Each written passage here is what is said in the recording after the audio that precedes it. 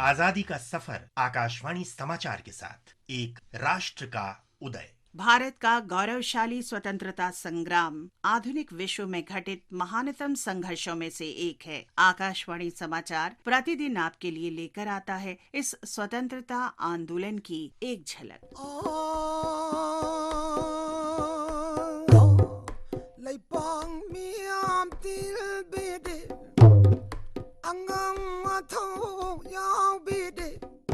अठारह सौ 91 के एंग्लो मणिपुर वॉर के युद्धवीरों को श्रद्धांजलि अर्पित करने के लिए 23 अप्रैल का दिन मणिपुर में प्रत्येक वर्ष खोंगजोम दिवस के रूप में मनाया जाता है।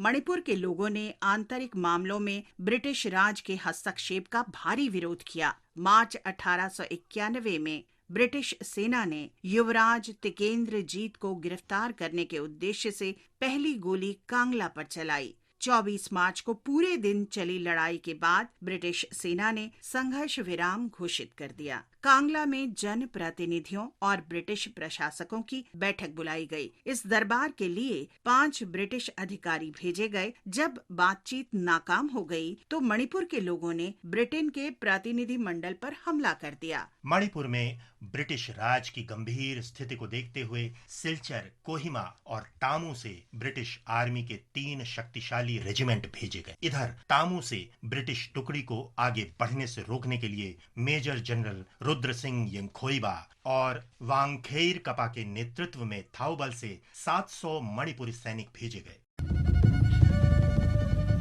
समय की गंभीरता को देखते हुए महाराजा ने ब्रिटिश सेना का मुकाबला करने के लिए पाओना ब्रजवासी और चोंगथा मिया सिंह के नेतृत्व में 400 सिपाहियों को भेजा। लेकिन मणिपुर की सेना में सैनिकों की संख्या कम थी और शत्रु सेना हथियारों में भी कहीं अधिक सबल थी। जब युद्ध शुरू हुआ तो ब्रिटिश सेना की शक्तिशाली तोपें मणिपुर के किले पर कहर बरपाने लगी, लेकिन जांबाज मणिपुरी योद्धा अपने क्षेत्र की रक्षा और मणिपुर की आजादी के लिए आखिरी सांस तक लड़ते रहे। मणिपुर ने हमलावरों के खिलाफ मोर्चा संभालने के लिए 3 सुरक्षा स्थल बनाए थे। पहला पलेल में, दूसरा कक्चिंग में और तीसरा खोंगजाम में। पोखराम्बा टंका, खुम्बोंग सूबेदार, लेसांग जमादार और अथोकपा दीवान सहित अनेक मणिपुर वासियों ने अपने प्राण न्योछावर कर दिए। आमने सामने की लड़ाई में मारे गए लोगों में 2 तंगखुल नगा समुदाय के लोग भी थे। 27 अप्रैल 1891 को ब्रिटिश सेना ने कांगला पर कब्जा कर लिया। इस युद्ध के नायक मेजर पाओना ब्रजवासी को मणिपुर के लोग देशभक्ति और बहादुरी का आदर्श मानते हैं।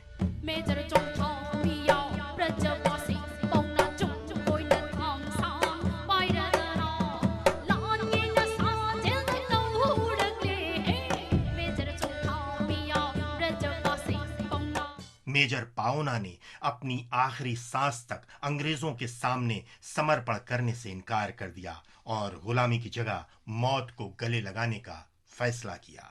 इस युद्ध में अपनी बहादुरी का लोहा मनवाने वाले अन्य योद्धाओं में मेजर चोंगथा मिया, चेंगलेन सना, मेजर खुम्बांग, लोईतुम्बा जमादार, केईसा जमादार, हाइरांग खोंगजा और कई अन्य शामिल थे। मणिपुर में पारंपरिक खोंगजोम पर्व के रूप में इन योद्धाओं की वीरता की गाथा एक पीढ़ी से दूसरी पीढ़ी तक हस्तांतरित हो रही है।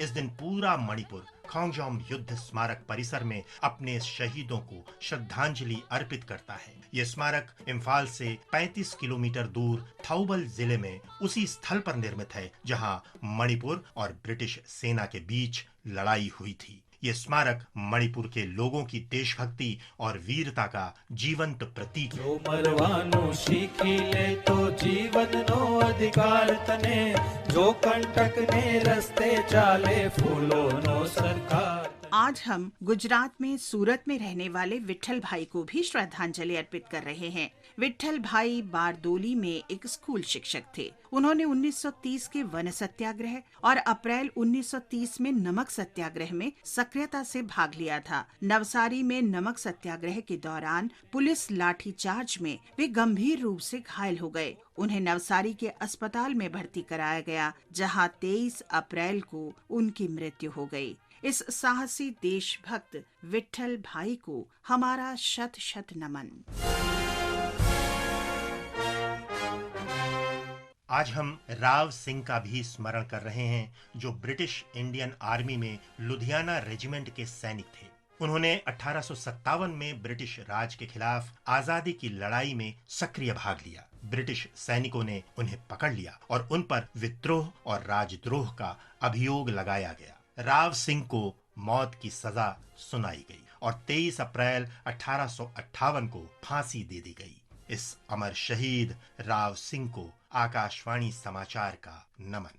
और अब आकाशवाणी समाचार के साथ आजादी का सफर की ये कड़ी यहीं संपन्न होती है। कल फिर मिलेंगे अगली कड़ी के साथ।